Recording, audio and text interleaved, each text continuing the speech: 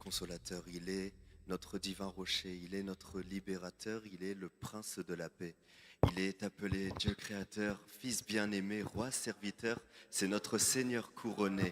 Il est le commencement, il est l'ultime fin, il est le soleil levant, il est l'étoile du matin. Il est appelé Dieu tout-puissant, il est le Dieu trois fois saint, le sauveur vivant, il est maître souverain. Merci Seigneur pour ton merveilleux nom. Merci Seigneur pour ton nom qui guérit la maladie, qui surpasse tout Seigneur. Merci infiniment pour ton nom qui est dans nos cœurs Seigneur et qui nous inonde de joie Seigneur. Merci infiniment. Nous voulons chanter combien son nom est merveilleux. Merci Seigneur. Chantons à Jésus combien son nom est merveilleux.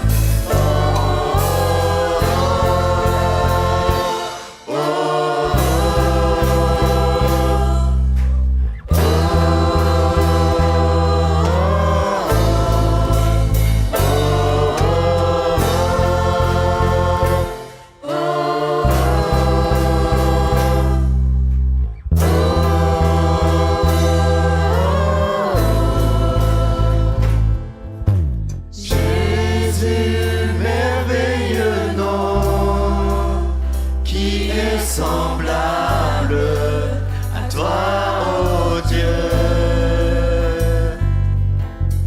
Jésus, ton précieux nom est digne d'hommage.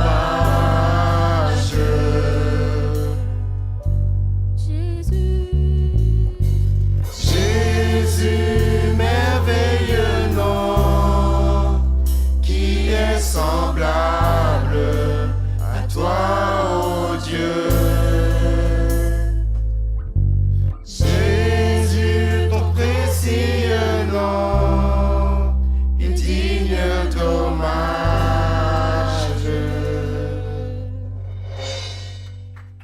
Amen. Merci Seigneur. Je vais vous inviter à entrer dans un temps de prière.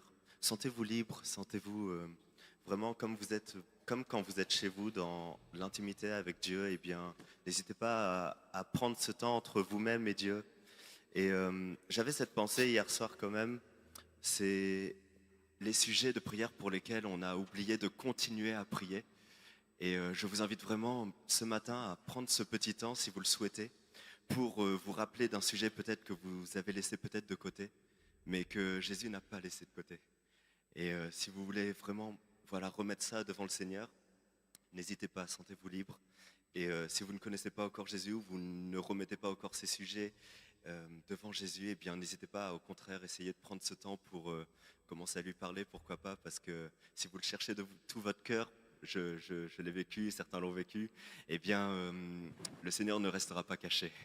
Il se montrera à vous et il vous accompagnera jusqu'à la fin de vos jours sur terre ici et au-delà. Donc sentez-vous libre. Gloire à Jésus.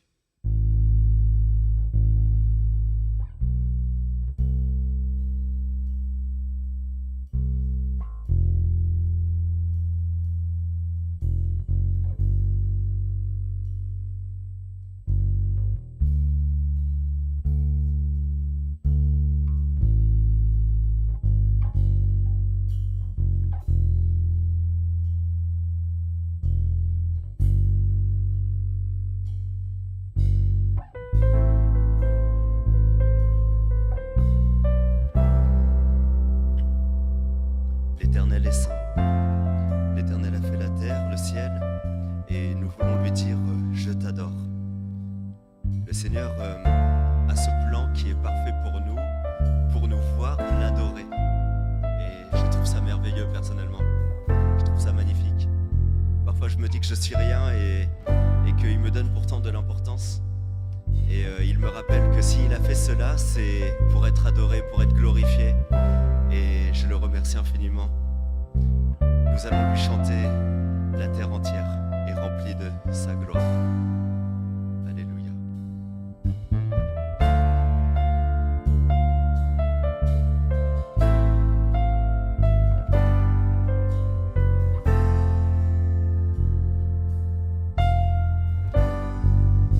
La terre entière. La terre entière est remplie de ta gloire.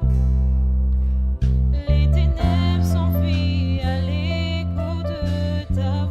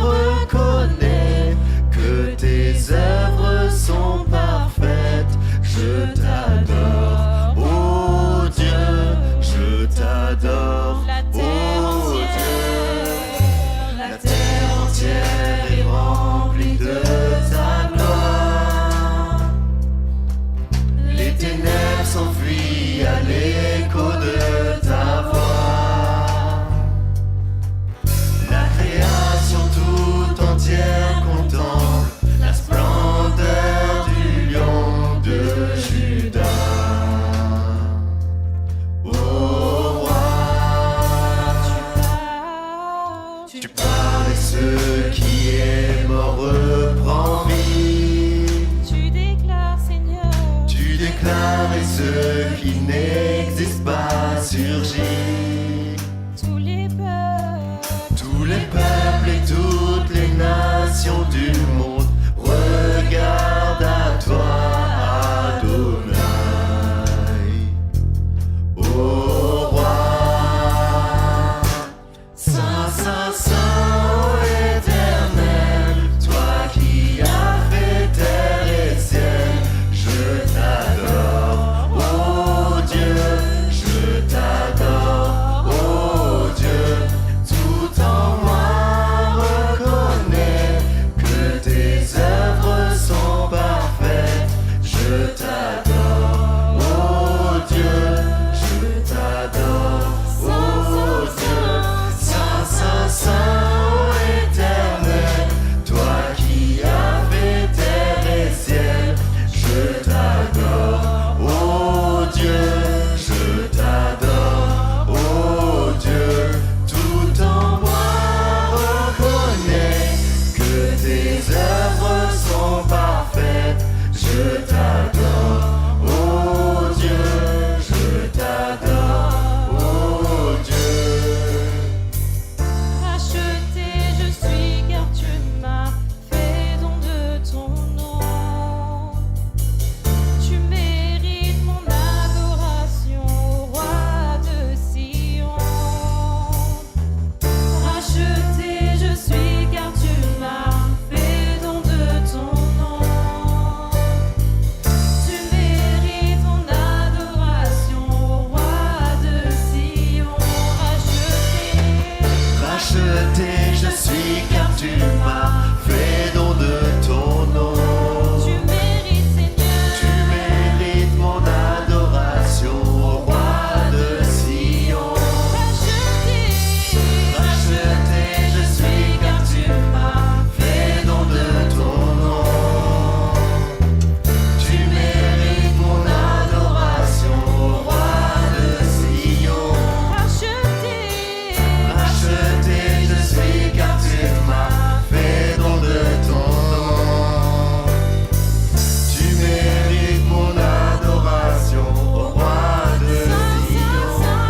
Saint, Saint, Saint, ô éternel, toi qui as fait terre et ciel, je t'adore, ô Dieu, je t'adore, ô Dieu, tout en moi reconnais que tes œuvres sont parfaites, je t'adore, ô Dieu, je t'adore, ô Dieu, Saint, Saint, Saint, ô éternel, toi qui as fait terre et ciel, je t'adore, ô Dieu, je t'adore, ô Dieu, tout en moi reconnais que tes œuvres sont parfaites, je t'adore, ô Dieu, je t'adore, ô Dieu, Saint, Saint, Saint,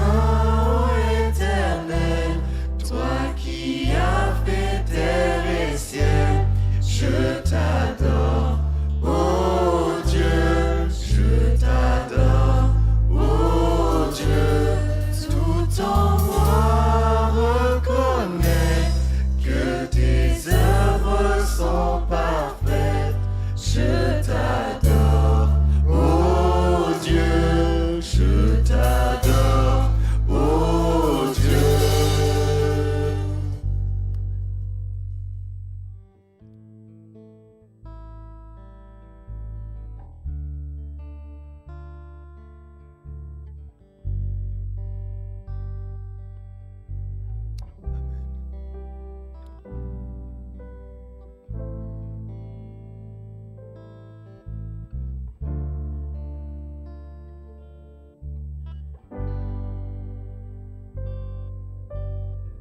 Lorsque je priais pour ma famille, je pensais à des personnes qui ont pu aussi peut-être me vouloir du mal.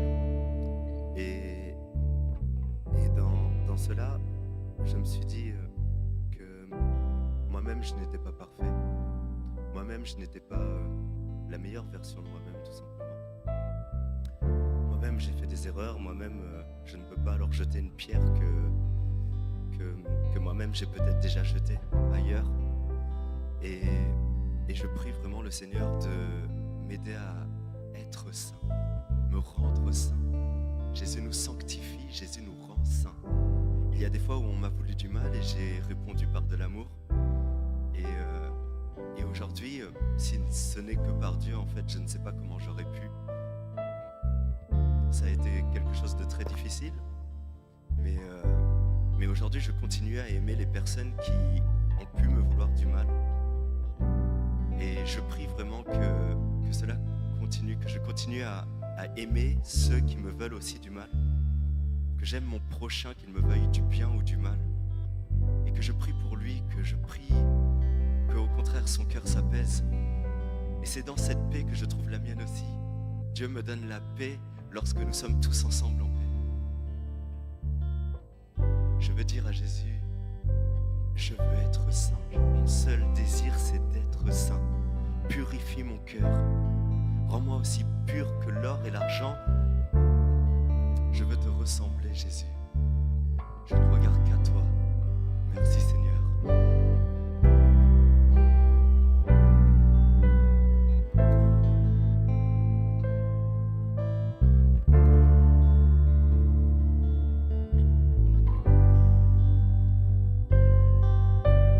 Purifie mon cœur, rends-moi aussi pur que l'or et l'argent. Purifie mon cœur, rends-moi aussi pur que l'or, feu du fondeur. Je n'ai qu'un désir, être saint, être saint, mis à part pour toi, Seigneur. Oui, je choisis d'être saint, mis à part pour toi, mon seul maître, et prêt à t'obéir. Purifie mon cœur, chantons-le tous ensemble.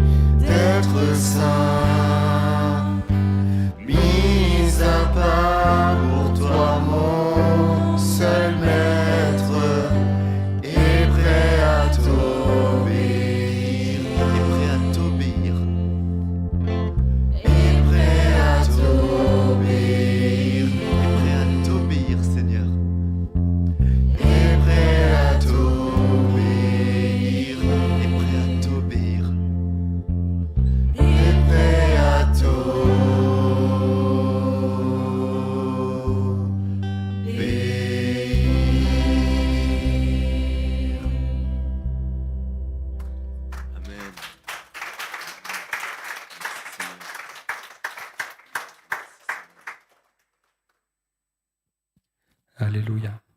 C'est mieux. Alléluia. On peut baisser un tout petit peu.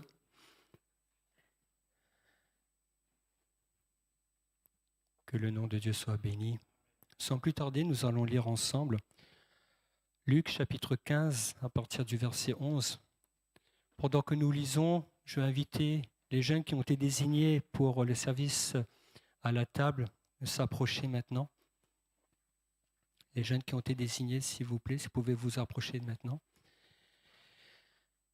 Il dit encore, un homme avait 2 fils. Le plus jeune dit à son père, « Mon père, donne-moi la part de la fortune qui doit me revenir. » Et le père leur partagea son bien. Peu de jours après, le plus jeune fils rassembla tout ce qu'il avait et partit pour un pays lointain, où il dissipa sa fortune en vivant dans la débauche.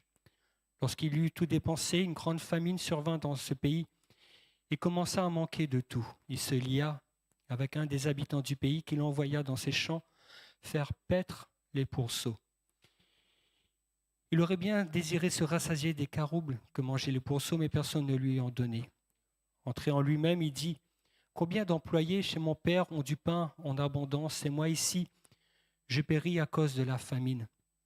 Je me lèverai, j'irai vers mon père et je dirai « Père, j'ai péché contre le ciel et envers toi. Je ne suis plus digne d'être appelé ton fils, traite-moi comme l'un de tes employés. » Il se leva et alla vers son père. Comme il était encore loin, son père le vit et fut touché de compassion. Il courut se jeter à son cou et l'embrassa. Le fils lui dit, « Père, j'ai péché contre le ciel et envers toi, je ne suis plus digne d'être appelé ton fils. » Mais le père dit à ses serviteurs, « Apportez vite la plus belle robe et mettez-la à lui. Mettez-lui une bague au doigt et des sandales pour ses pieds. Amenez le veau gras et tuez-le. Mangeons et réjouissons-nous, car mon fils, que voici, était mort et il est revenu à la vie. Il était perdu et il est retrouvé. » Et ils commencèrent à se réjouir. Or, le fils aîné était dans les champs. Lorsqu'il revint et s'approcha de la maison, il entendit de la musique et des danses. Il appela un de ses serviteurs et s'informa de ce qui se passait. Ce dernier lui dit, « Ton frère est de retour et parce qu'il lui a été rendu en bonne santé, ton père a tué le veau gras. » Il se mit en colère et ne voulut pas entrer. Son père sortit pour l'y inviter. Alors, il répondit à son père, « Voici, il y a tant d'années que je te sers, jamais je n'ai désobéi à tes ordres.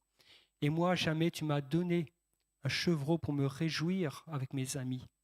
Mais quand ton fils que voilà est arrivé, celui qui a dévoré ton bien avec des prostituées, pour lui tu as tué le veau gras. Toi, mon enfant, lui dit le père, tu es toujours avec moi, et tout ce que j'ai est à toi. Mais il fallait bien se réjouir et s'égayer, car ton frère que voilà était mort et il est revenu à la vie. Il était perdu et il est retrouvé. » Alléluia. Drôle de passage ce matin pour introduire la Sainte Seine, n'est-ce pas? Je sais que je vous ai déjà partagé sur ce texte, mais j'aimerais qu'on puisse regarder ce texte sous un autre angle. Et le titre de ce matin est « La croix, mérite ou grâce ?» Mérite ou grâce. Nous voyons que nous sommes en présence de 2 frères ce matin. L'aîné, qui est toujours au service de son père, et le cadet qui a décidé de prendre sa part d'héritage et de dilapider cette part d'héritage et de vivre sa vie. Mais nous voyons que ce dernier est revenu vers le Père avec un cœur repentant. Avec un cœur repentant. Nous voyons quel accueil est réservé justement à ce fils cadet qui était perdu et qui est revenu au Père. Nous voyons le Père qui accourt vers lui, alors qu'il le voit encore au loin, le Père qui accourt vers lui et qui décide d'organiser un festin en son honneur. Mais nous voyons le fils aîné, il n'est pas content. Il ne comprend pas. « Père, ça fait tant d'années que je te sers, ça fait tant d'années que je fais tout pour t'obéir. Ça fait tant d'années que je fais tant et tant et tant de sacrifices. Tu ne m'as même pas donné de quoi me réjouir avec mes amis. » Ce matin, La croix, mérite ou grâce? Mérite ou grâce?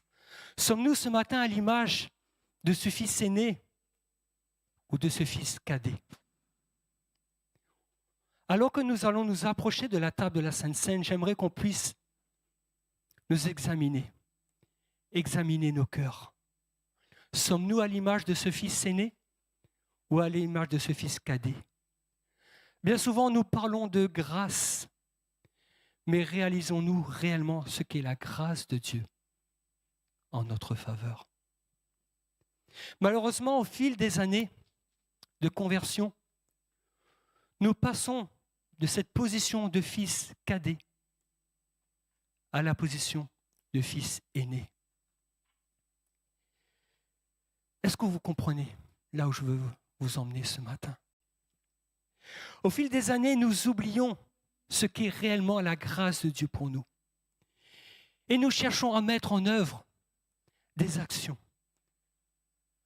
Nous cherchons à œuvrer, nous cherchons à nous sacrifier, nous cherchons à nous élever à la hauteur de Dieu, à essayer de mériter quelque chose de la part de Dieu, par nos jeûnes, par nos prières, par tout ce qu'on pourrait faire. Ne me faites pas dire ce matin ce que je n'ai pas dit. Mais nous cherchons à attirer les bonnes faveurs de notre Dieu par nos œuvres, par nos actions.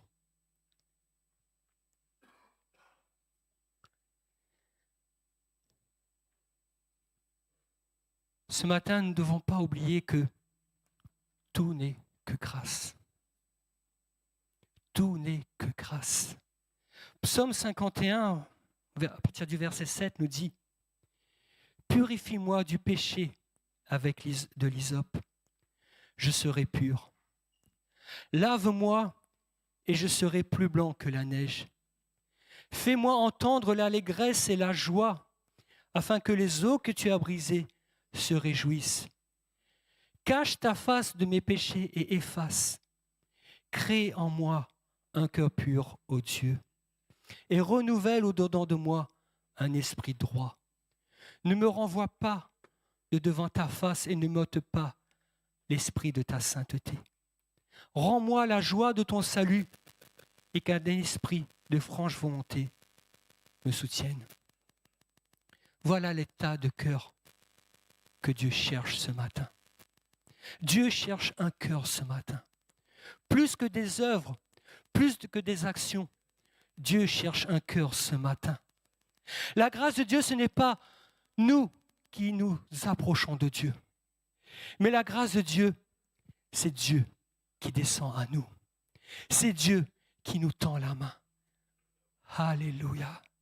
Jésus à la croix, c'est Dieu qui s'est fait homme, qui a pris la condition de l'homme, qui s'est mis à la hauteur de l'homme.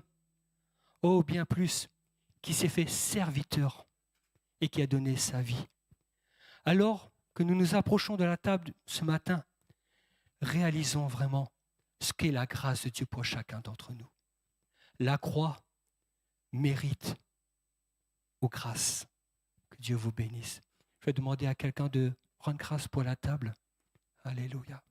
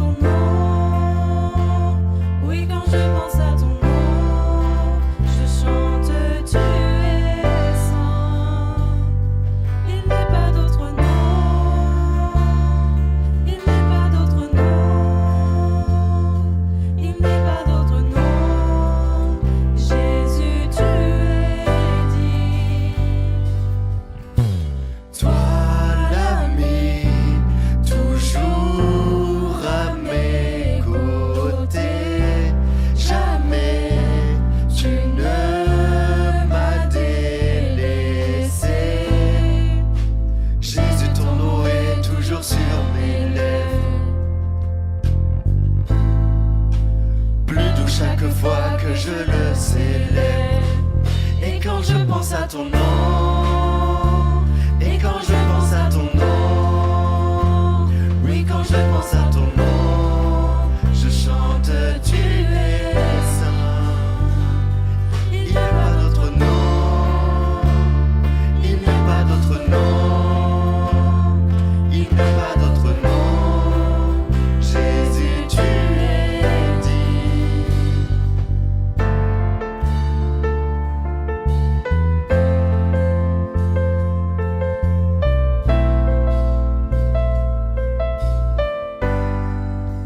Jésus, ton nom est la lumière du jour, la mort n'a pu te retenir, la résurrection et la vie. Jésus, Jésus, ton nom peut délivrer, guérir. Ton nom apaise l'ouragan. Ton nom ne faillira jamais. Jésus, Jésus, le pain de vie brisé pour nous, meurtri pour nous, le seul vrai Dieu qui était, qui vient. Jésus, Jésus, le roi qui a vaincu la mort, celui qui régnera toujours, le nom au-dessus de tout nom. Jésus, Jésus est son nom, Jésus est son nom, Jésus est son nom, à lui revient la gloire. Jésus est son nom, Jésus est son nom, Jésus est son nom, à lui revient la gloire. Jésus est son nom,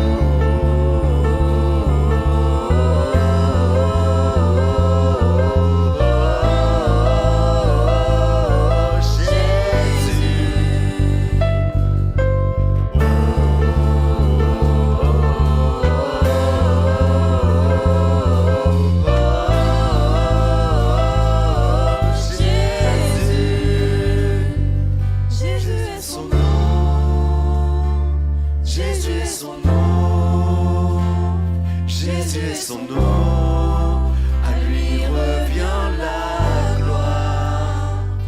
Jésus est son nom, Jésus est son nom, Jésus est son nom, à lui revient la gloire.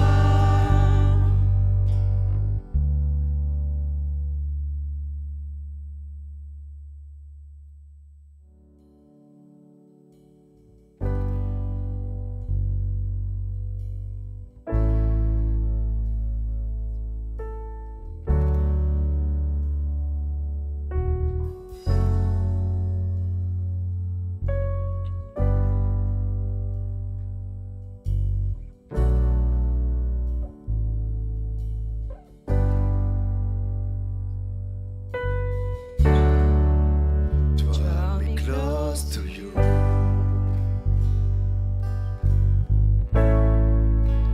Never let me go.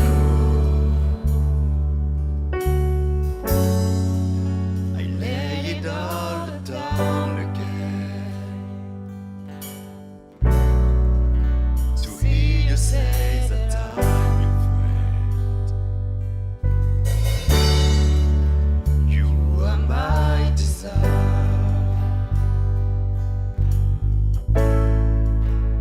No one else will do. 'Cause nothing else can take your place. To feel the warmth of your embrace. Help me find a way and lead me back to you. You are like what?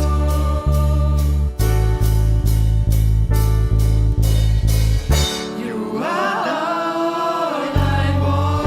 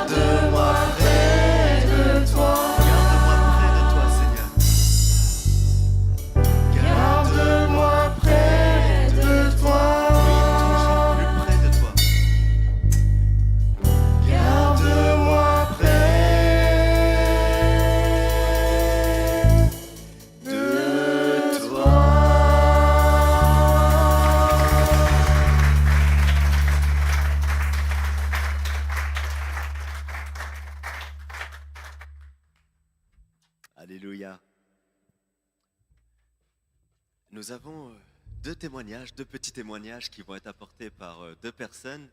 Et je vais inviter notre sœur Maëlle à venir ici. Vous pouvez l'encourager, je sens que elle en a peut-être besoin. Bonjour tout le monde. Vous allez bien? Ça va? C'est un petit ça va ça? Ça va? Ça va. Bon, alors je vais vous apporter mon témoignage de écho.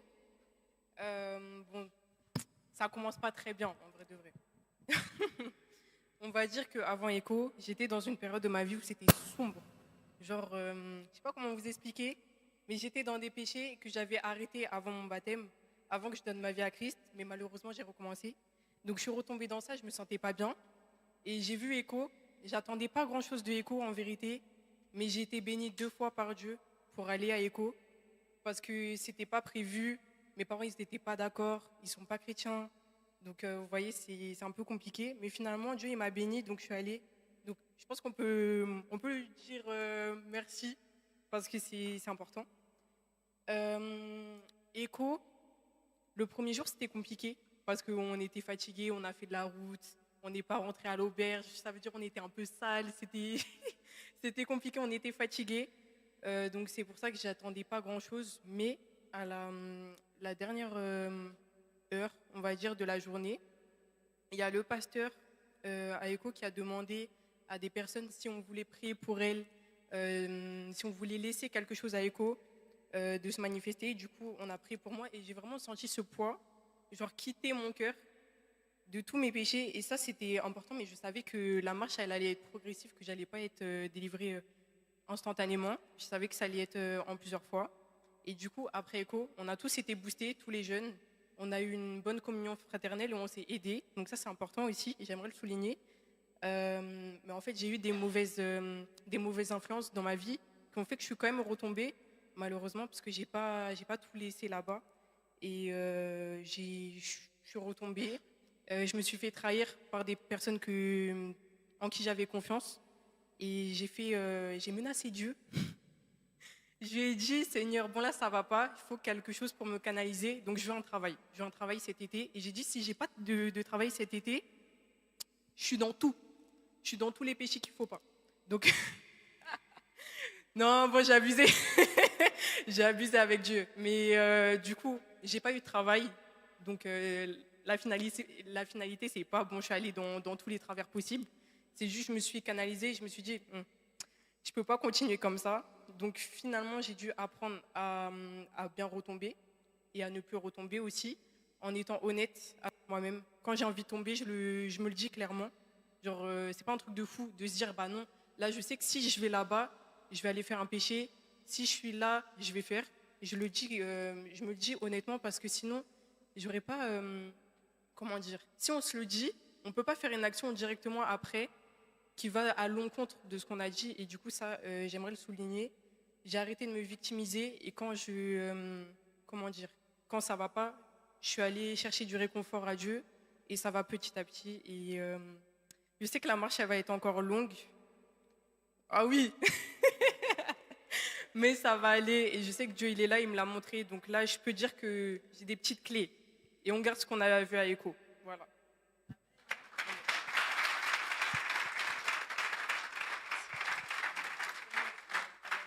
Amen. Amen, amen. La deuxième personne, c'est moi. Donc je vais pas m'appeler, mais je vais mettre quand même un minuteur parce que si je commence à parler de Écho, je sais que la nuit se couche tard, mais le temps passe vite quand même. Clac, un petit minuteur. Je vous fais attendre quelques secondes, mais c'est pour votre bien.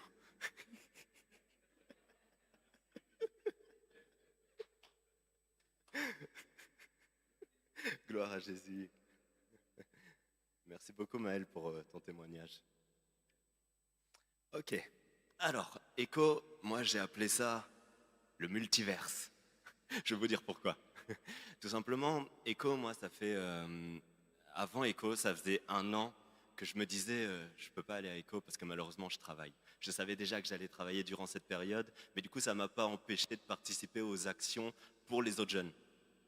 Donc, et ça, franchement, bravo à toutes les personnes qui se sont levées. Il y en a beaucoup que j'ai croisées. Franchement, félicitations. Félicitations, franchement, c'est merveilleux d'avoir vu tout ce groupe de jeunes partir à ECHO. Et pour ma part, pourquoi du coup j'ai pu y aller? Eh bien, peut-être ouais, quelques semaines avant ECHO, j'ai eu ECHO à cœur tout simplement. Et le lendemain matin, j'ai Samantha, qui est une monitrice des ados de l'ADD de Mantes-la-Jolie, qui envoie sur le groupe de la jeunesse, on a récupéré quelques places, donc s'il y en a, ils veulent, c'est tout de suite.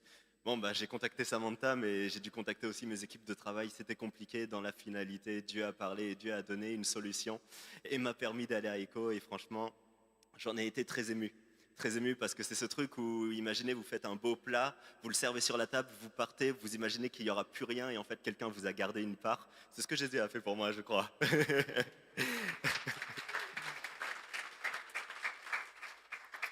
Je suis parti avec l'église de Saint-Germain-en-Laye que j'ai déjà croisée mais que je ne connais pas beaucoup. Et comment dire et au début, c'était pas évident. Je me suis reconnu un peu quand Maëlle a dit c'était pas facile au début, dans le sens où je me suis dit que j'allais m'intégrer très facilement. Et en fait, les jeunes ne me parlaient pas. Donc dans le bus, j'essayais de parler à mon voisin, mais il jouait au foot sur son téléphone. C'était pas évident. Quand je suis arrivé à ECHO, eh bien, comment dire, j'ai pu assister à l'opener, donc c'est le lancement de ECHO. Et comment dire, et aussitôt, il y a des jeunes de l'église de Tours qui m'ont reconnu et qui m'ont pris avec eux et m'ont dit, bah viens Iwin, viens avec nous.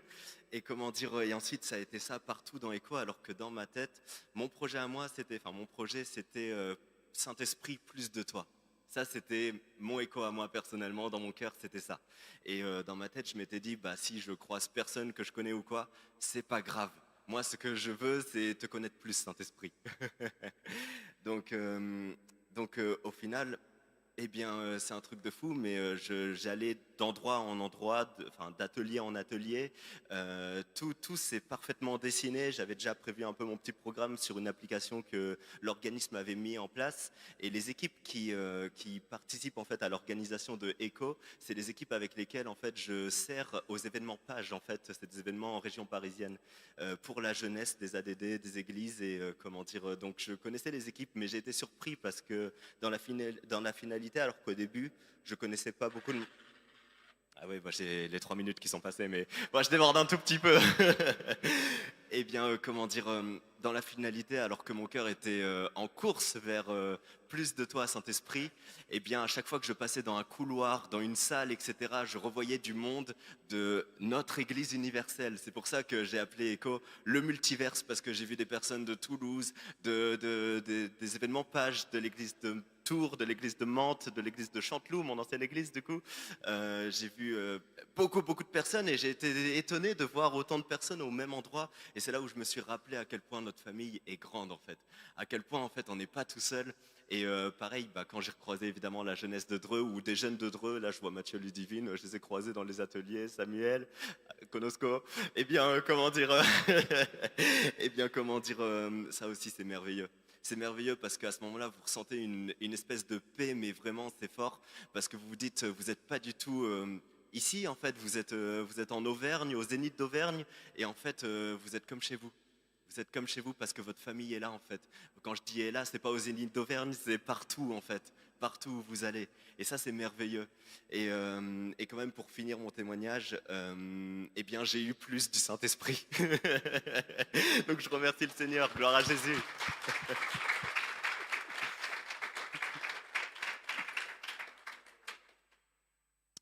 Et normalement c'est au temps de Jean-Luc, si je dis pas de bêtises.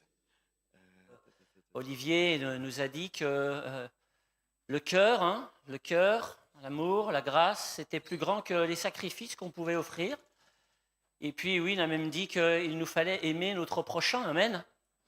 Et je voudrais vous parler de ça ce matin. Nous allons lire 3 textes qui se ressemblent les uns les autres, mais il y a des ajouts dans certains textes. Et je voudrais qu'on puisse prendre du temps pour lire ces textes. Matthieu 22, verset 34. Matthieu 22, verset 34, jusqu'au verset 40. Les pharisiens apprirent qu'il avait réduit au silence les Sadducéens. Ils se rassemblèrent et l'un d'eux, un spécialiste de la loi, lui posa cette question pour le mettre à l'épreuve. « Maître, quel est le plus grand commandement de la loi ?» Il lui répondit, « Tu aimeras le Seigneur ton Dieu de tout ton cœur, de toute ton âme et de toute ton intelligence. » On l'a vu pendant les quelques semaines précédentes. C'est là le grand commandement, le premier. Un second, cependant, lui est semblable. « Tu aimeras ton prochain comme toi-même. » De ces deux commandements dépendent toute la loi et les prophètes. Amen. Et puis, dans l'évangile de Marc, au chapitre 12 et au verset 28, un des scribes qui les avait entendus débattre et voyait qu'il leur avait bien répondu, vint lui demander « Quel est le premier de tous les commandements ?» Jésus répondit « Le premier, c'est « Écoute Israël, le Seigneur notre Dieu, le Seigneur est un. Et tu aimeras le Seigneur ton Dieu de tout ton cœur, de toute ton âme, de toute ton intelligence et de toute ta force. Le second, c'est « Tu aimeras ton prochain comme toi-même. » Il n'y a pas d'autre commandement plus grand que cela. Le scribe lui dit « C'est bien, maître. Tu as dit avec vérité qu'il est un, qu'il n'y en a pas d'autre que lui, et que l'aimer de tout son cœur, de toute son intelligence, de toute sa force, et aimer son prochain comme soi-même, c'est plus que les holocaustes et les sacrifices. » Jésus, voyant qu'il avait répondu judicieusement, lui dit « Tu n'es pas loin du royaume de Dieu. » Et puis enfin, dernier texte, j'ai eu peur tout à l'heure avec Olivier, mais c'est Luc 10 cette fois et pas Luc 15. Mais c'est une histoire qui peut nous rappeler Luc 15. En tout cas, voilà, à partir du verset 25, et on va lire jusqu'au verset 37. Et c'est ce texte qui va nous intéresser le plus particulièrement ce matin. Un spécialiste de la loi se leva et lui dit pour le mettre à l'épreuve, « Maître, que dois-je faire pour hériter la vie éternelle ?» Jésus lui dit, « Qu'est-il écrit dans la loi ? Comment lis-tu » Il répondit, « Tu aimeras le Seigneur ton Dieu de tout ton cœur, de toute ton âme, de toute ta force et de toute ton intelligence, et ton prochain comme toi-même. » « Tu as bien répondu, lui dit Jésus. Fais cela et tu vivras. » Mais lui, voulant se justifier, dit à Jésus, « Mais qui est mon prochain ?» Jésus reprit, « Un homme descendait de Jérusalem à Jéricho. Il tomba aux mains des bandits, qui le dépouillèrent, le rouèrent de coups, et s'en allèrent en le laissant à demi-mort. Par hasard, un prêtre descendait par le même chemin. Il le vit et passa à distance. Un lévite arriva de même à cet endroit. Il le vit et passa à distance. Un Samaritain qui voyageait arriva près de lui. Il fut ému lorsqu'il le vit. Il s'approcha, banda ses plaies en y versant de l'huile et du vin. Puis il le plaça sur sa propre monture, le conduisit à une hôtellerie et prit soin de lui. Le lendemain, il sortit 2 deniers, les donna à l'hôtelier et dit « Prends soin de lui, et ce que tu dépenseras en plus, je te le payerai moi-même à mon retour. » Lequel de ces 3 te semble avoir été le prochain de celui qui était tombé aux mains des bandits ? Il répondit, « C'est celui qui a montré de la compassion, de la miséricorde envers lui. » Jésus lui dit, « Va, et toi aussi, fais de même. » Amen. On a beaucoup travaillé ces dernières semaines sur le commandement d'aimer Dieu de tout son cœur, de toute son âme, de toute sa pensée, de toute sa force. Et je crois que nous avons bien fait. Et on va s'intéresser ce matin à ce deuxième commandement qui est semblable au premier. On a à peu près le même texte, vous avez remarqué, dans ces 3 évangiles. Et je crois que les scribes en général envoient des personnes pour mettre Jésus à l'épreuve. Ça nous arrange parce que ça nous fait en sorte que Jésus va parler et cette parole va parvenir jusqu'à nous. Et Jésus, bien sûr, leur ferme la bouche. Est-ce que ces scribes avaient vraiment compris ce qui faisait le cœur de la loi au moment où ils parlaient, alors que Jésus n'avait pas encore répandu le Saint-Esprit et la grâce? En tout cas, chez Matthieu, le premier texte que nous avons lu, on sait que le commandement d'aimer son prochain est identique à celui d'aimer Dieu, même s'il est dans l'ordre deuxième. Mais il est placé au même degré, au même niveau, sur un pied d'égalité avec le premier commandement. Ce qui veut dire, frères et sœurs, qu'on ne peut être agréé de Dieu en disant « moi j'aime Dieu, il n'y a pas de problème », mais on n'aime pas son prochain comme soi-même. Il y a un décalage. Il nous faut impérativement aimer notre prochain comme nous-mêmes pour atteindre le but que Dieu nous a fixé.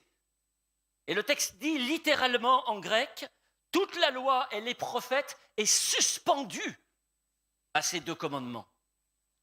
Ce qui veut dire que ces deux commandements sont la base et la compréhension de toute la mise en pratique du reste. Sans eux, tout s'écroule, même dans la loi. Et plus rien n'a de sens. On tournerait en rond, et le pire, on raterait la vie éternelle. Le cœur de la loi est fondé sur l'amour, comme le cœur de la grâce.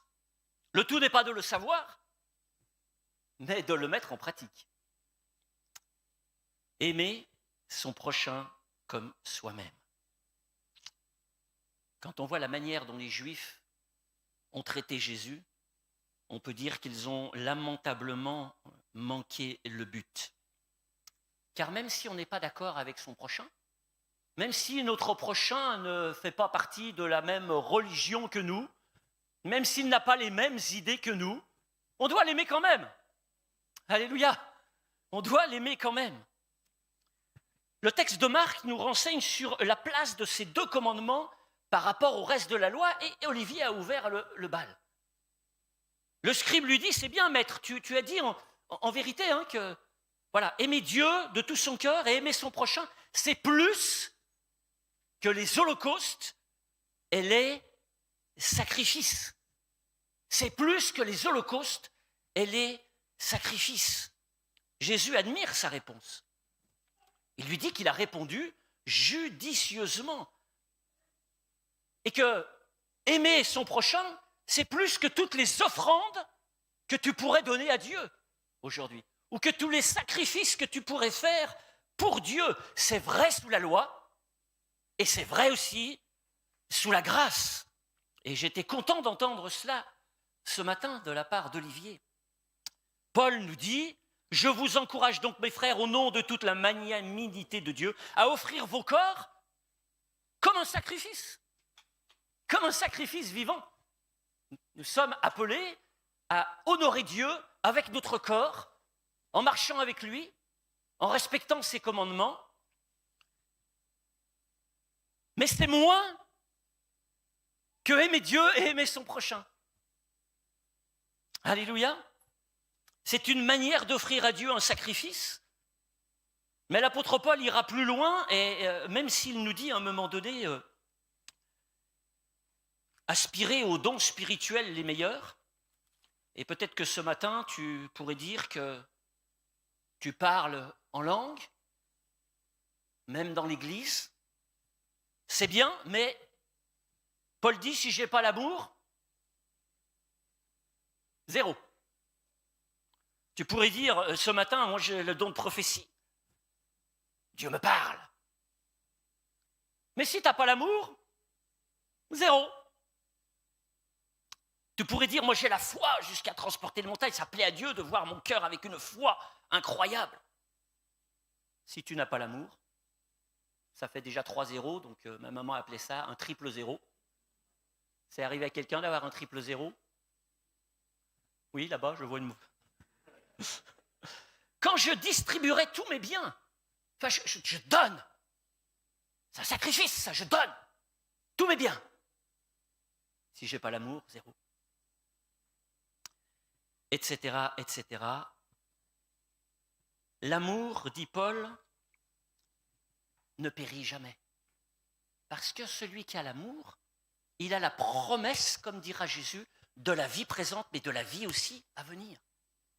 Il a cette promesse-là. Fais cela et tu vivras. Et puis nous arrivons à Luc 10. Aimer son prochain comme soi-même, un commandement aussi grand qu'aimer Dieu. Aimer son prochain comme soi-même, c'est plus que les offrandes et les sacrifices que tu peux faire à Dieu. Dans Luc 10, une question qui émerge de la part de ce spécialiste de la loi qui veut mettre Jésus à l'épreuve. Une bonne question pour nous. Maître, que dois-je faire ce matin pour hériter la vie éternelle? Il répond bien au premier commandement. Peut-être avais-tu eu vent de la parole de Jésus avant, parce que ce n'est pas le même que celui de Matthieu ou de Luc, puisque Jésus lui pose, lui, la question. Et c'est lui qui répond. Mais ça devait discuter, entre eux. Jésus lui dit, tu as bien répondu, mais il rajoute une petite touche, parce que Jésus est plus qu'un spécialiste de la loi, lui, il est le maître de la loi. C'est lui qui l'a donné. Et cette petite touche, c'est « fais ceci et tu vivras ». Jésus cite un verset de l'Ancien Testament qui dit ceci, vous observerez mes règles et mes prescriptions, celui qui les mettra en pratique vivra par elles. Comment tu penses pouvoir vivre éternellement? C'est de mettre en pratique ce que Dieu nous dit. En pratique. Pas juste de le savoir intellectuellement.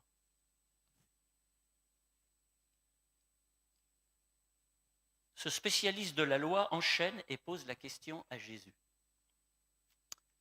Qui est mon prochain? Une question un peu perfide, parce qu'on pense que ce spécialiste de la loi, en posant cette question, il devait se dire, moi je veux quand même en écarter quelques-uns. On va voir ce que Jésus va me répondre.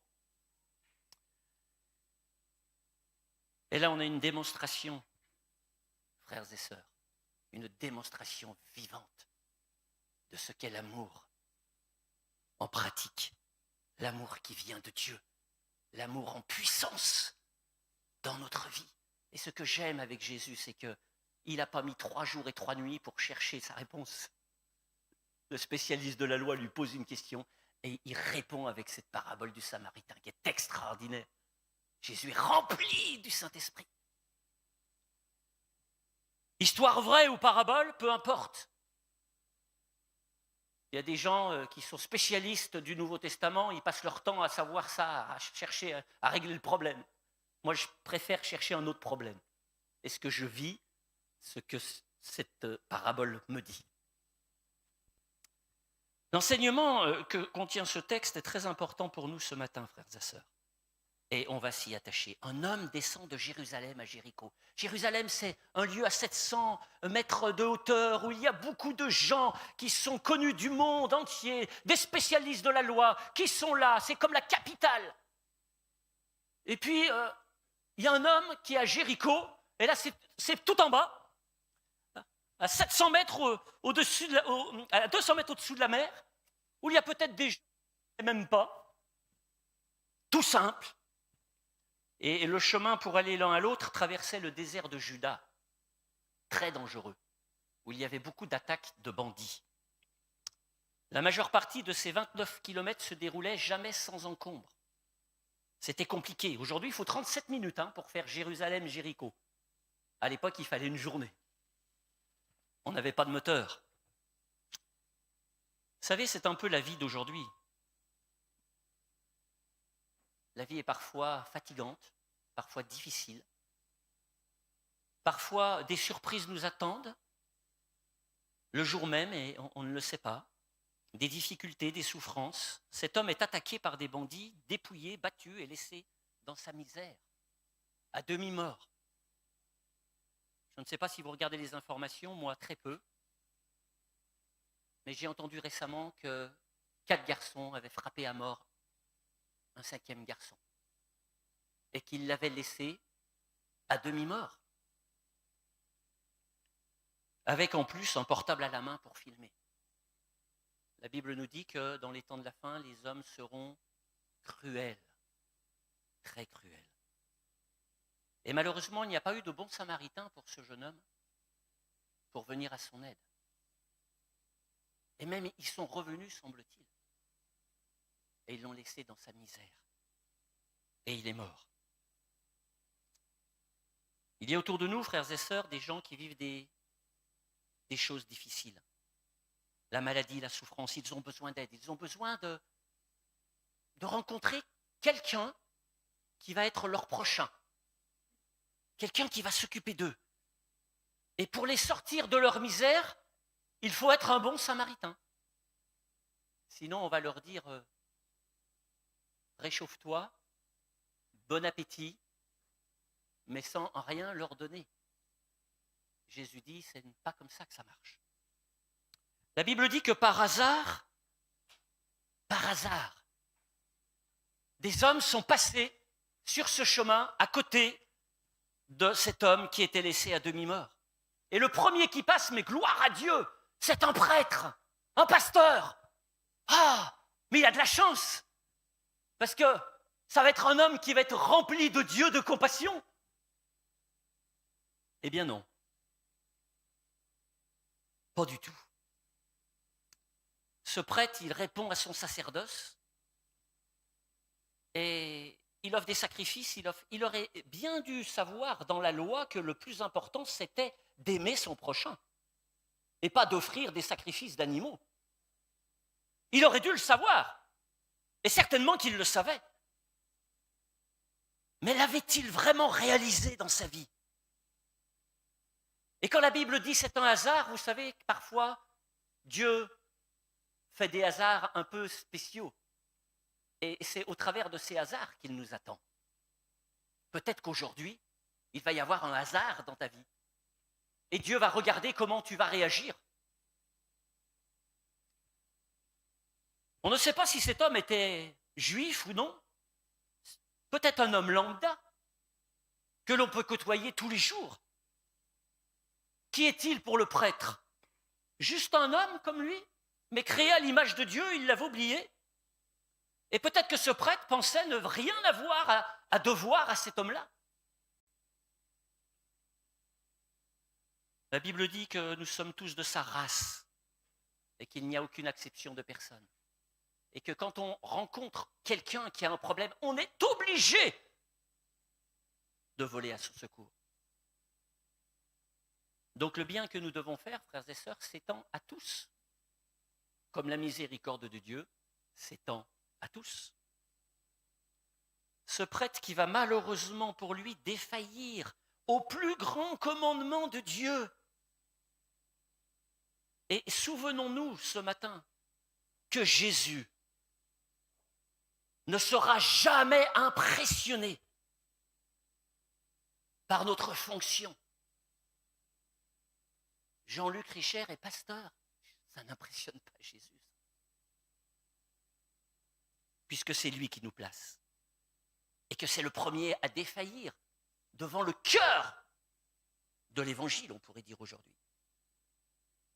Alors qu'il descend par le même chemin. La Bible dit qu'il le voit et il change de chemin. C'est quand même incroyable. Quoi. Il le voit dans sa misère et il change de ce chemin. Ce prêtre n'avait pas compris ce qu'est l'amour divin. Et Jésus veut l'enseigner et nous enseigner ce matin. En lui expliquant le cœur de l'Évangile. La fonction d'un homme, mes frères et sœurs, n'est pas la preuve irréfutable que l'homme est validé par Dieu. Absolument pas. Ça, j'en suis aujourd'hui persuadé par rapport aux 40 ans de vie chrétienne que j'ai. Il faut plus. Il faut être un homme, quelle que soit la fonction, selon le cœur de Dieu. Comme David. Même si on peut commettre des péchés parfois. David est tombé. Mais il était l'homme selon le cœur de Dieu. Ce prêtre n'a pas aimé. Il n'a pas mis en pratique le grand commandement de la loi. Dommage. Peut-être même qu'il a voulu se placer au-dessus de la loi, alors qu'il aurait dû la vivre.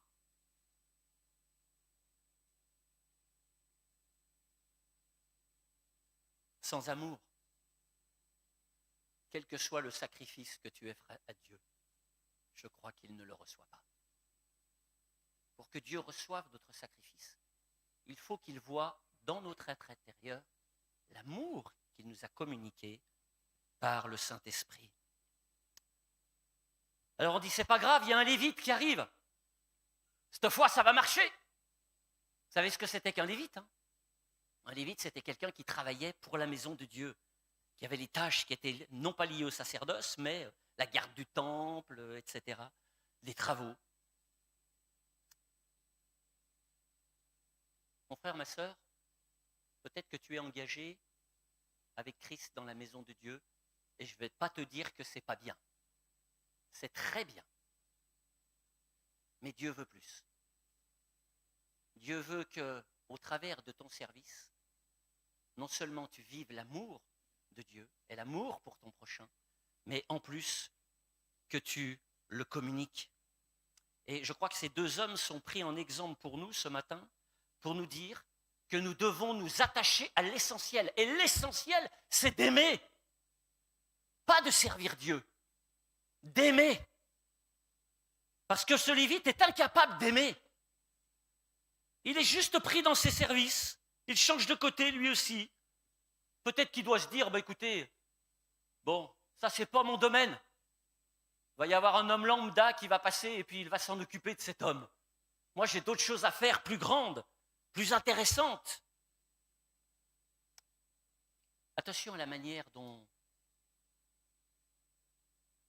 nous réagissons par rapport aux événements, par rapport aux choses que Dieu met sous nos yeux. Là encore, c'est Dieu qui l'attendait et il n'a pas accompli ce que Dieu voulait qu'il fasse. Et je dirais même que tout ce qu'il fait, cet homme-là, pour Dieu, c'est du vent.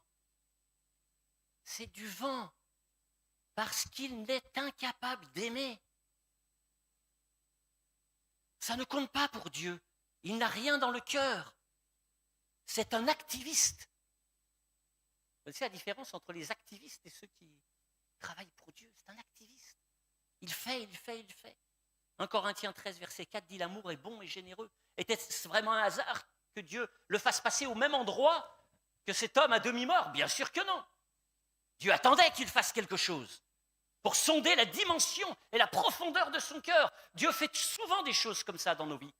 Il nous donne des situations où nous devons lui montrer quelle est la grandeur de notre cœur. Et bien souvent, nous ne le faisons pas attention. Ou nous passons outre.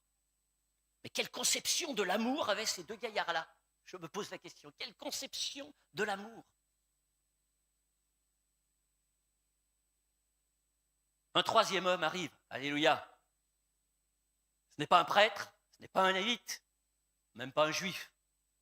Un samaritain. Un homme qui, finalement, n'est pas très apprécié des juifs. Et peut-être que cet homme n'avait plus rien à attendre, parce que peut-être qu'il a crié devant le prêtre, « Aide-moi » C'est pas écrit, mais peut-être. Peut-être qu'il a crié devant le lévite, « Aide-moi » Détourne le regard, change de chemin. Waouh! Il n'est pas prêtre, cet homme, il n'est pas lévite. C'est un homme lambda, un homme du peuple, tout simple. Et quelquefois dans la Bible, on a de la part des chefs, des prêtres, cette populace ne connaît pas la loi, en se moquant de la foule, avec le mépris des autres. Ils connaissaient peut-être moins la loi qu'eux, mais ce qui est sûr, c'est qu'ils devaient peut-être aimer plus qu'eux aimaient. Et au moins, ils ont reçu Jésus. Et peut-être qu'on a un juif à terre, là, à demi-mort, et c'est un samaritain qui passe. Et vous savez qu'il y a un grand gouffre entre le juif et le samaritain. C'est ce que dit la Bible. Et le terme qui est employé, c'est le même que lorsqu'on a pris Absalom et qu'on l'a jeté dans une fosse. Pareil, le même mot. Une grande fosse. Vous savez qu'il y a une grande fosse en haut, hein, entre ceux qui auront aimé Dieu et ceux qui ne l'auront pas aimé. Un grand abîme. Mais celui-là, c'est Dieu qui l'a construit. Ici, il n'y a pas de fossé entre nous. Nous devons faire des travaux de remblai, frères et sœurs, pour compenser les failles qu'il y a. Aujourd'hui, combien d'idées politiques, d'idéologies le diable a-t-il élevé afin que des fossés s'élèvent de toutes parts et que les hommes s'opposent au commandement le plus important de Dieu. Tu aimeras ton prochain comme toi-même, à commencer dans les familles. Oui, nous sommes invités à faire des travaux de remblai. Ce Samaritain ne mange pas de ce pain des pharisiens, son levain est bon, sa doctrine est bonne, il a l'essentiel dans sa vie, il aime. Et la Bible dit qu'il voyageait, peut-être un homme d'affaires, important, pressé. Vous savez, la société actuelle a fait de nous des hommes et des femmes pressés. C'est midi moins quart, déjà certains se disent « Attention, à midi, il faut partir, on mange ». Prends ton temps, tu vis qu'une fois. Si tu n'as pas de temps, tu ne pourras jamais écouter l'autre. Tu ne pourras jamais veiller sur l'autre. Tu ne pourras jamais discerner les problèmes de l'autre. Tu ne pourras jamais prendre le temps de parler à l'autre. Et lui, il prend le temps, et moi, j'aime ce Samaritain. Il me plaît, cet homme-là. Parce que la Bible nous dit que quand il le vit, il fut ému. Amen. Mais d'où vient cette émotion? Quelquefois, vous savez, on chante, hein, « Je suis dans l'émotion ». Sur un chant, on peut être dans l'émotion, amen. Mais Jésus, quand il a vu la veuve de Naïm, qui était déjà sans son mari, quand il a vu qu'on portait ce jeune homme qui était mort au tombeau, eh bien, la Bible dit qu'il a eu la même pensée que ce Samaritain. Il a été ému, le même verbe, le même sens. Et il a volé au secours de cette femme. Il a ressuscité ce jeune homme. Cette émotion, cette valeur spirituelle qu'est l'amour, pour tendre la main à l'autre, vient de Dieu. Ça vient vraiment de Dieu. Alors que l'Esprit n'est pas encore descendu. Comment ne devrait-il pas nous habiter cet amour, maintenant que l'Esprit de Dieu est descendu sur toute chair et nous habite?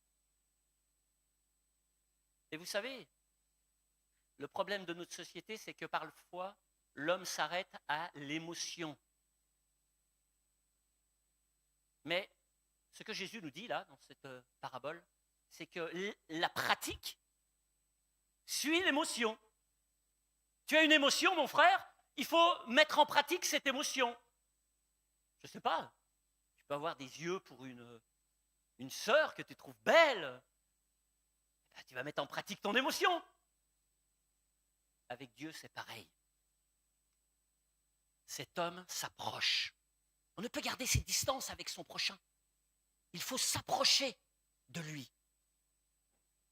Il s'approche pour connaître ses besoins. Il voit qu'il est dans la souffrance. Il ne s'agit pas obligatoirement d'une approche physique, mais d'un cœur à cœur avec la personne. Il s'agit de se mettre à l'écoute de ses besoins. Ce que Jésus a fait pour nous. Alléluia! Ce que Jésus a fait pour nous. Et des besoins, il y en a énormément. Il y en a au Venezuela, il y en a dans la famille de Richard, il y en a dans la famille de Sœur Martineau, il y en a de partout des besoins. Et Dieu nous attend peut-être pour aller au contact. Tu as besoin de quelque chose? Est-ce que ça va? Est-ce que tu veux que je te visite? On peut prier un peu ensemble, on peut partager ensemble un temps, un petit repas. Ça prend du temps. L'homme banda ses plaies. Il lui donna les premiers secours. J'ai une bonne Samaritaine le jour de mon accident. Amen. Oui, oui, oui. Comme par hasard, une femme, aide-soignante, est passée dans cette route de campagne, n'est-ce pas Pedro? C'est une route de campagne quand on va chez toi à Marcilly. Elle était là au même moment où je suis tombé par terre, renversé par la voiture. Au même moment, elle aurait pu dire, bon, il est vieux celui-là, j'y vais. Ou je suis pressé. Elle s'est arrêtée. Elle s'est arrêtée. Et je sais qu'elle m'a prodigué les premiers secours. Et je sais que peut-être qu'elle m'a sauvé la vie. Par hasard, elle était là. Je serais certainement mort sans elle. Dieu l'a placée sur mon chemin. Il faut parfois prendre la place d'un médecin, frères et sœurs, et un médecin, ce n'est pas que le domaine physique, il y a tellement de besoins à tout niveau. Ce sont les problèmes spirituels aussi. Et il lui a donné de l'huile et du vin Mais c'est beau ça. Il lui a donné de l'huile et du vin. En Apocalypse 6, il est dit que lorsque les seaux sont ouverts et que les fléaux s'abattent sur la terre, il y a une voix qui dit « Ne touche ni à l'huile ni au vin ». Parce que l'huile et le vin, ce sont des denrées extrêmement importantes. Les hommes, le vin, pas dans ce sens-là, hein. Importantes pour l'homme. Eh oui. Est-ce que cet homme n'a pas appliqué le commandement de l'apôtre Jacques en disant, si quelqu'un est malade, qu'il appelle les anciens et loindront d'huile? Il lui a donné son huile qu'il avait, et ça coûtait cher, lui. Hein. Vous regarderez l'huile qui a été répandue sur la tête de Jésus, combien il disait qu'ils allaient le vendre. Ça coûtait très cher, il l'avait avec lui. Il lui a fait partager son huile. Et l'huile, sa vertu, c'est des propriétés adoucissantes. On a parlé mardi, hein, heureux l'homme qui est doux, car il héritera la terre. Vous savez, même dans les relations, quelquefois, ça grince un peu. Alors on dit, mets un peu d'huile, mets de l'huile. L'huile a été déversée par Dieu sur nous, afin que nous devenions des vases de communication pour les autres, pour adoucir leur peine et les amener vers Dieu. Vous avez reçu gratuitement, donné gratuitement. Rappelez-vous, cet homme, ce prophète, avec cette femme qui n'avait plus rien pour manger, lui dit, va chercher des vases. Et il a rempli avec l'huile ces vases. Il est venu à son secours avec de l'huile. Plus difficile de partager le vin, hein? Le vin a des propriétés désinfectantes. Est-ce que vous le saviez? À l'époque, on se servait souvent du vin pour nettoyer les plaies. Dieu a donné sa vie à la croix et le sang a coulé. Et ce matin, nous avons pris ce fruit de la vigne pour nous rappeler que Dieu nous a purifiés de tous nos péchés. Alléluia. Il nous a désinfectés de ce virus qui était le péché. Et nous le bénissons ce matin. Encore un signe de la tendresse de Dieu qui se penche sur la misère des hommes. Car le bon samaritain, c'est l'image de Jésus qui soulage, qui guérit l'homme blessé de ses plaies du péché. La Bible dit bien que si nous ne sommes pas attachés au cep, alors que nous sommes la vigne du Seigneur, le plan que nous porterons ne sera pas bon. Mais si nous restons attachés au cep, alors le plan que nous allons porter va être bon. Et je ne sais pas vous, mais moi je préfère qu'il ne boit pas beaucoup de vin en boire du bon que de la piquette. Et je crois que Jésus a fait du bon vin aux noces de Cana, n'est-ce pas? Parce que le maître d'hôtel il a dit, mais d'où tout ça qui sort ce vin? Tu as gardé le meilleur vin pour la fin. Jésus n'a pas fait de la piquette. Hein. Je me rappelle mon grand-père, il y a 40 ans, il buvait du Kiravi, c'était horrible. Je préfère le Bordeaux. Hein. Demeurez en moi comme moi en vous. Pour devenir de bons samaritains avec toujours de l'huile et du vin, il nous faut être remplis du Saint-Esprit. Il nous faut nous rappeler ce que Jésus a fait pour nous et qu'il nous envoie comme sel et lumière. Il le place sur sa propre monture. Le sens, c'est évidemment le fait que ce Samaritain fait passer ce blessé de la vie avant lui. Il faut du cœur, de l'amour pour ça. Jésus prend notre place à la croix et il nous dit qu'il nous fera asseoir avec lui sur son trône. C'est merveilleux ça, alléluia. C'est merveilleux. Et puis il le conduit à une hôtellerie et prend soin de lui. Mais est-ce que vous vous rendez compte de cet homme qui est peut-être lambda, qui était peut-être pressé, ce qu'il a fait pour cet homme-là, le temps qu'il a pris? C'est incroyable. Rappelons-nous ce qu'a dit Jésus. C'est moi qui ferai paître mon troupeau. Je chercherai celle qui est perdue, je ramènerai celle qui est égarée, je panserai celle qui est blessée. Mais je détruirai celle qui est grasse et malade. Parce que souvent, quand on est gras, on est malade. Je vous conseille du sport. Évidemment, là, c'est le sens spirituel. Si nous sommes gras, c'est que nous n'avons pas assez donné. Attention, déleste-toi de ton gras. En te musclant un peu spirituellement et en devenant le prochain de l'autre. L'Arche de l'Alliance n'était-elle pas l'hôtellerie au moment de Noé qui permettait d'échapper au danger? Est-ce que l'Église n'est pas l'hôtellerie de ce monde de fous dans lequel nous vivons? Et que ceux du monde qui souffrent, qui sont blessés, puissent entrer dans cette hôtellerie et qu'on leur prodigue le soin dont ils ont besoin. La Bible dit que le lendemain, vous vous rendez compte, il a passé une journée et une nuit complète. Le lendemain, il repart. Es-tu capable de changer tes plans parfois? De prendre un peu de temps pour quelque chose que tu n'as pas prévu dans ta vie, dans ta journée, mais que Dieu, lui, a prévu. Ce n'est pas de la procrastination, ça, c'est l'amour. Tu remets au lendemain des choses éphémères. Et tu vas à l'essentiel. Et en plus, il donne 2 deniers. Vous savez ce que ça fait, 2 deniers? C'est 1 denier, c'est le prix d'une journée de travail. Certainement qu'il avait peut-être donné sa dîme. Certainement qu'il avait peut-être offert un sacrifice pour ses péchés. C'est possible. Mais en plus, il aime. Il aime. Alors je vais vous dire combien il a donné pour quelqu'un qui gagne le SMIC. 1477 € net. Il a donné 98 € que pour lui. C'est pas mal, non? Alors attention, hein, si tu gagnes le double, tu doubles. Si tu gagnes le triple, tu triples. Ah mais moi j'ai déjà donné ma dîme. Et alors? Qu'est-ce que ça peut faire, ça? Est-ce qu'on est des légalistes? Ou est-ce qu'on aime Dieu? Si tu rencontres quelqu'un qui a un besoin urgent et que tu ne lui donnes pas, alors que tu peux lui donner, tu n'honores pas Dieu.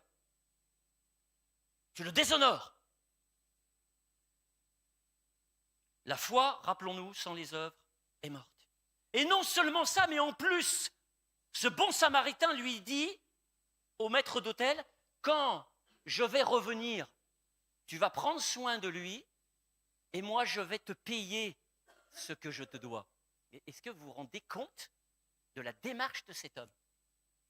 Et surtout, lui, il n'est pas payé, hein, l'hôtelier. Mais je crois que quand il a vu la manière dont cet homme agit, il était tranquille. Il a dit, lui, il va revenir. Il ne va pas me le faire dans le dos. Hein. Il va revenir. Parce que c'est un modèle. Un modèle. Il ne le connaissait ni d'Ève ni d'Adam. Mais il savait que cet homme ne pouvait pas mentir. C'est impossible. Je termine, frères et sœurs. La question de Jésus à ce spécialiste de la loi est merveilleuse. Je vais vous dire pourquoi. Parce que si vous avez compris que le prochain dans cette histoire, c'est celui qui était allongé par terre, vous avez fait une mauvaise exégèse. Et si vous faites une école biblique, vous allez avoir, comme on l'a dit tout à l'heure, 0. Parce que le prochain, là, c'est pas celui qui est par terre, est malade. C'est celui qui va prendre soin de lui. Parce que Jésus lui dit, mais qui a été le prochain de... Il n'avait pas compris les choses comme ça, le scribe. Hein. Et là, bah, Jésus veut éveiller dans notre esprit une saine intelligence. Et pourquoi est-il devenu son prochain, frères et sœurs? Parce qu'il a aimé. Il a aimé. Tu aimeras ton prochain comme toi-même. Si tu aimes l'autre, tu deviens son prochain. Jésus nous invite à une nouvelle marche spirituelle, balisée par un ordre divin, l'amour. Amen, l'amour. Mardi, on a dit aussi heureux les miséricordieux, car ils obtiendront miséricorde. Si tu n'as pas eu l'amour, tu vas avoir un problème. Quel que soit ce que tu as fait pour Dieu. Je sais que tu auras un problème.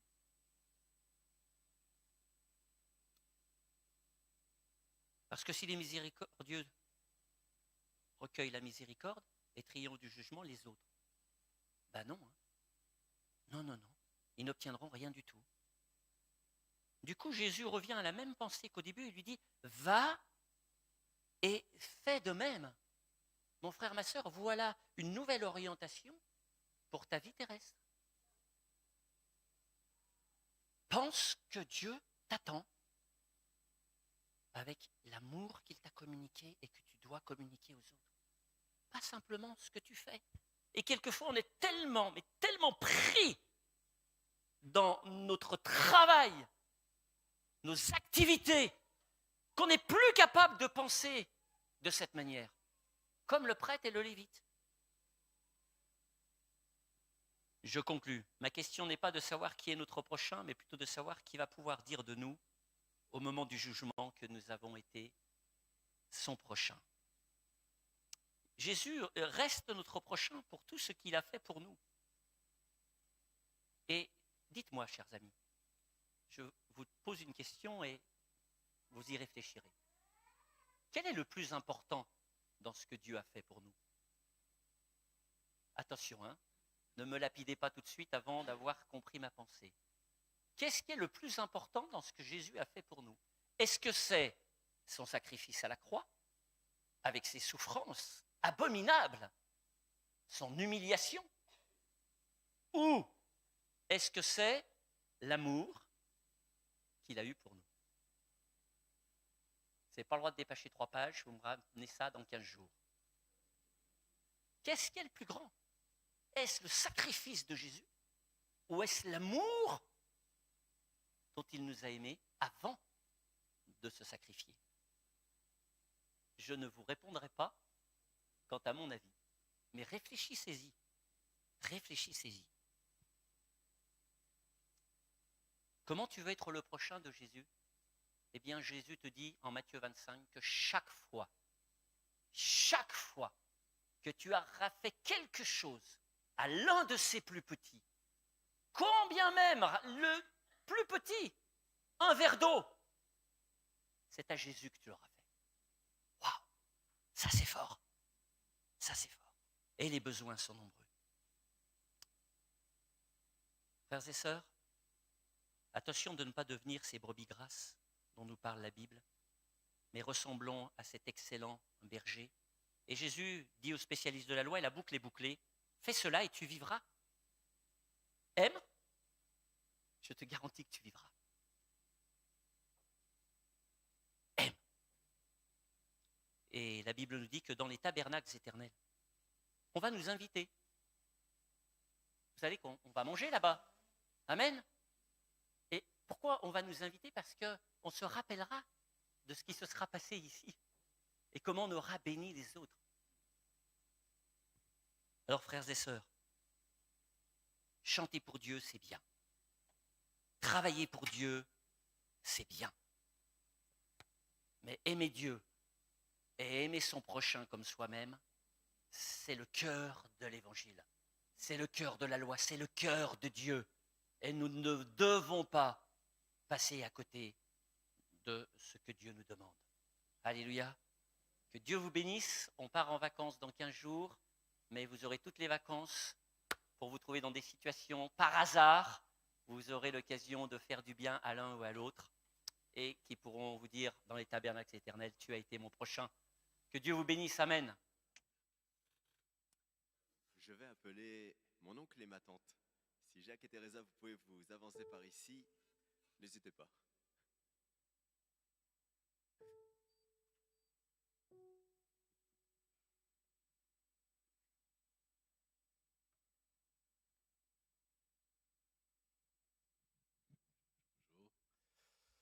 Bonjour mes frères et sœurs, soyez les bienvenus. Quelle joie de vous voir parmi nous ce matin. Alors, avec mon épouse, on tenait vraiment à prendre ce petit temps, ça va 2 minutes, juste histoire de remercier tout le monde. Déjà, on va commencer par remercier nos jeunes pour leur application, leur engagement dans toutes les organisations qui ont été mises en place et dans tous les événements. Donc, je vous le dis clairement, merci à vous tous. Merci vraiment.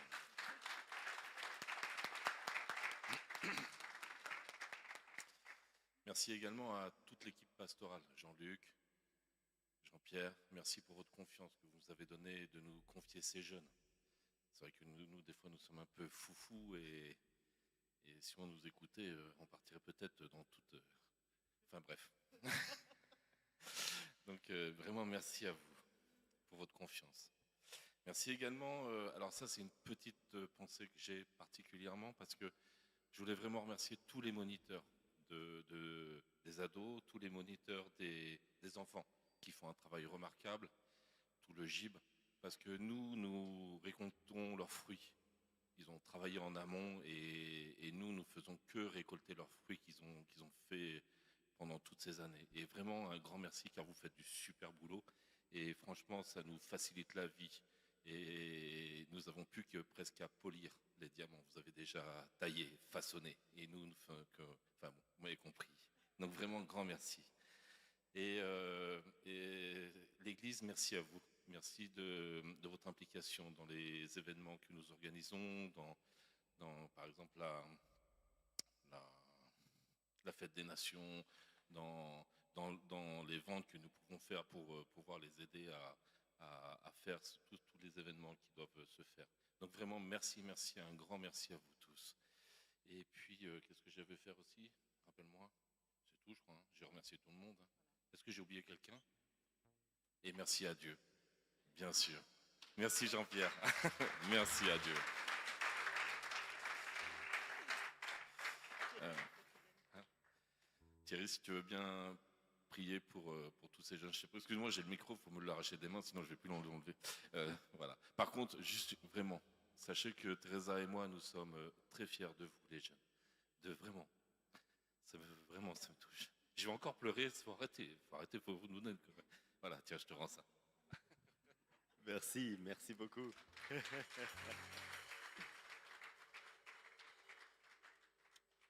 Avant que Thierry clôture par la prière et que nous puissions prendre des chants de fin, eh bien nous aussi les jeunes, nous voulons vous dire merci à tous. Merci à nos moniteurs évidemment, merci Jacques, merci Teresa, merci à Thierry, merci à Sylvie. Je ne l'ai pas vue aujourd'hui Sylvie, mais elle n'est pas là, elle regardera le culte en direct en rediffusé. Mais merci Sylvie. Et merci aussi à l'équipe pastorale évidemment, merci à tous les membres qui participent, merci aux moniteurs des ados et aux frères qui participent aussi. Je l'ai vu hier à la sortie des ados de l'Acrobranche, clairement, je vois mon frère qui est là, qui est venu accompagner les ados. Je n'ai pas ton nom, excuse-moi. Alfredo, merci beaucoup. J'aimerais dire merci aussi à Myriam, à Angélique qui ont accepté de nous aider pour le service de la Sainte Seine. Merci beaucoup, merci à tous. Merci à Ophélie pour les annonces. Elle s'est portée volontaire vraiment avec un grand cœur et je crois qu'elle a vraiment assuré le temps des annonces. Donc merci infiniment. Je crois qu'on peut tous s'applaudir. Merci beaucoup à tous.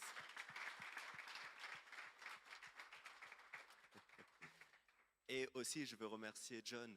Que John, là, il est à la production, la projection, pardon. Mais John devait chanter ici et il a eu une opération au menton il y a une semaine et c'est ce qui a fait que j'ai dû le remplacer. Mais John a fait beaucoup de travail derrière aussi. Bon, Dieu le voit ça là-dessus, mon frère, mais je pense qu'on veut te remercier aussi. Oui, Thierry.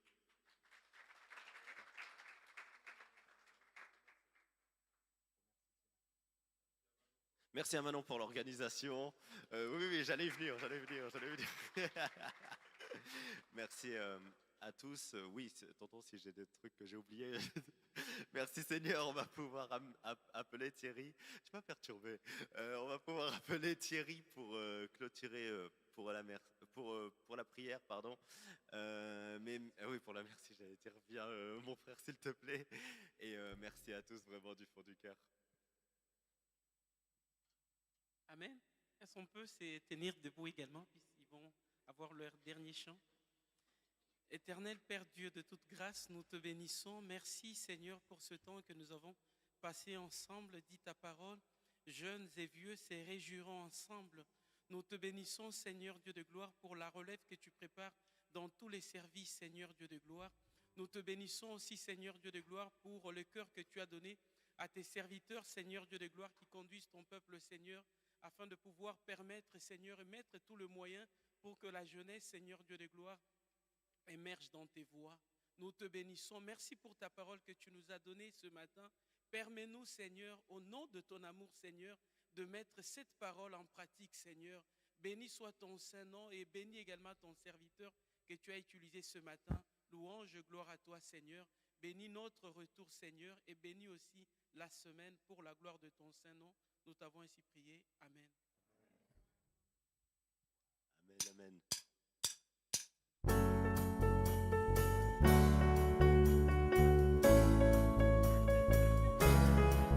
Si certains jeunes veulent venir sur l'estrade, vous pouvez monter, vous pouvez venir.